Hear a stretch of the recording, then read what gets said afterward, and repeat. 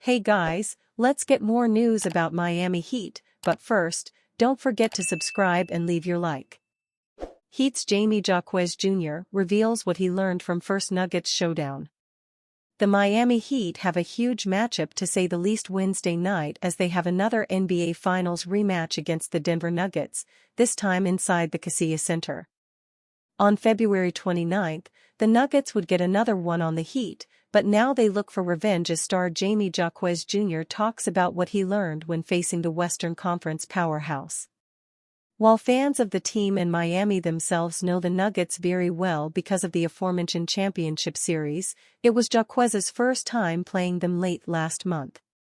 The rookie out of UCLA had a confident response when asked what he learned about his own team after facing Denver since the game was a close one according to Adam Lichtenstein of the Sun-Sentinel. What I learned about the team, from an earlier loss to Denver, is we have a great connectivity, Jaquez said. Unfortunately, we lost that game, but we know that we're close to getting over that hump. I think that's the one thing we learned, especially after these last couple of weeks, is that we're very close to getting over that hump. We've got great guys, we've got great continuity. At times like this, instead of pulling away, we really come close together. There is no doubt that the Nuggets have all the tools to go back to the finals and win another championship as the dynamic duo of Jamal Murray and arguably the best player in the league in Nikola Jokic lead them. Besides them, they're a well-oiled machine that has very few flaws, as Jaquez said that there's a lot we have to do to slow them down. They're a good team, Jaquez said. There's a lot we have to do to try to slow them down. I thought we did a great job of slowing them down. Offensively, there's some things that we could have done better. I think we're going to be much better prepared this time around. The Heat will need all the firepower they need to take down the Nuggets as the team will still be without integral pieces like Tyler Herro and Kevin Love. Besides the main stars, Jaquez will be important for the Heat's success Wednesday night as in the last matchup, he only scored 3 points while collecting 4 rebounds and 5 assists. After practice Tuesday, Heat head coach Erik Spoelstra spoke about the Nuggets and how he credits them for taking control over contests in those key moments of games. Just recently, Denver came back after trailing at halftime to the Toronto Raptors as Spoelstra called them a championship-caliber team. What they know how to do is, in those key moments of games, how to take control, Spoelstra said. A lot of times, that ends up being end of quarter, end of half or the swing moments in the second half, the real pivotal skirmishes as Pat Riley likes to call them. They tend to know how to win those. That's usually what championship-caliber teams that are coming off of a title run, do.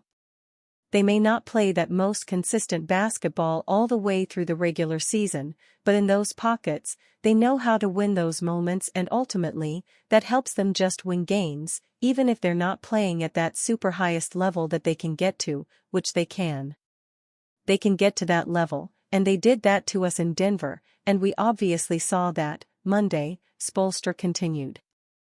Even right before we played them, they had some similar games like that where they were down and then just turned the games around and they were fully in control in the second half. At this point of the season, every game matters as the Heat are trying to solidify position in a tightly packed Eastern Conference as they are 35-29, which puts them 8th. After the disappointing loss to the Washington Wizards last Sunday, Miami is looking to snap a 3-game skid. Why another Heat championship would cement Erik Spoelstra's place in NBA history. When Miami Heat head coach Erik Spoelstra steps foot on Kaseya Center's hardwood Wednesday night, he may be reminded of what just transpired there, a demoralizing defeat to the Wizards, a lottery-bound laughingstock, which slid the Heat back from 6th to 8th in the East. It was Miami's 3rd straight loss and 3rd in the last 5 games. If Spoelstra feels overwhelmed by the task of ascending from the 8th seed to the NBA Finals, then he should flick his eyes over to Wednesday night's opponent, the Denver Nuggets. The team that prevented the Heat from becoming the first 8th seed to hoist a Larry O'Brien championship trophy. Last year's miraculous NBA Finals run might have strengthened Spoelstra's legacy, but if he truly wants to cement himself in NBA lore, he must lead the Heat to the 2024 NBA championship. For starters, it proves he can win a ring without a top 10 MVP candidate. This would make him the only head coach not named Greg Popovich to do so since 1991. Even if Jimmy Butler enters playoff Jimmy mode, his name won't appear on MVP ballots when they are due at the end of the regular season. He's 31st in scoring, 21.7 points per game, 45th in assists, 5.5, and outside of the top 50 in rebounds, 4.9. Lacking a bona fide star is only one of several problems Spoelstra must solve. Power forward Bam Adebayo has experienced an untimely slump. In recent losses to the Mavericks, Thunder, and Wizards, Adebayo averaged 11.7 points on 35% shooting. His struggles could stem from marksman Tyler Herro's foot injury. Given the Heat's 1-3 record against playoff contenders since he's gone down, his absence is missed.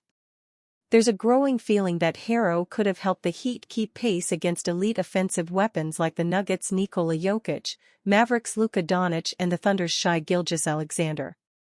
Without Herro's 20 points per game, Spoelstra's title hopes partially hinge upon the Heat's only notable recent acquisitions: 2023 first-round pick Jamie Jaquez Jr. and trade deadline addition Terry Rozier. Jaquez should be an NBA Rookie of the Year finalist and scored 25 points on 10-4-13 shooting in the loss to the Thunder last Friday. Rozier, meanwhile, scored 27 points in the game before and has averaged 18 points on 48% shooting, 39% on threes, 6 assists, to 1.9 turnovers, 4.4 rebounds, and 1 steal in 7 games since he returned from a knee sprain. But by relying upon first-year members like Jaquez and Rozier, Spoelstra is once again expected to do more with less. The same can't be said for his contemporaries. The Milwaukee Bucks added Damian Lillard, the Celtics added Kristaps Porzingis and Drew Holiday, and in 2022, the Cavaliers added Donovan Mitchell. Go figure, they're the top 3 teams in the East. 5-time NBA All-Star interested in signing with the Miami Heat. The Miami Heat have already added the likes of guards Terry Rozier, trade, and Patty Mills, buyout, thus far this season as the defending Eastern Conference champions look to repeat. These aren't the needle movers that front office head Pat Riley expected to make. Remember, Miami was favored to land Damian Lillard in a trade with the Portland Trail Blazers before he headed to the Milwaukee Bucks. With Miami currently at 35-29 and as the 8th seed in the Eastern Conference heading into Wednesday's game with the Denver Nuggets, could the team look to make another move?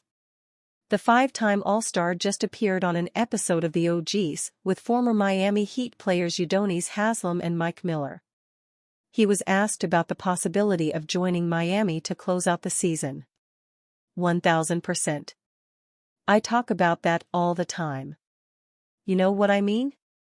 Just feel like I can help them a lot, Wall said. Wall, 32, last suited up with the Los Angeles Clippers in 2022-23. The former number 1 overall pick averaged 11.4 points and 5.2 assists on 41% shooting in 34 games. Once one of the better point guards in the NBA, Wall has seen injuries derail his career. He's played in just 96 games since the end of the 2017-18 season with the Washington Wizards. As for whether Miami will show interest in Wall, it's not yet known. As noted above, they added 2 guards to the mix earlier in the season. It seems to be a long shot at this point. And you, fan, what do you think of the situation, John Wall? Leave your opinion in the comments.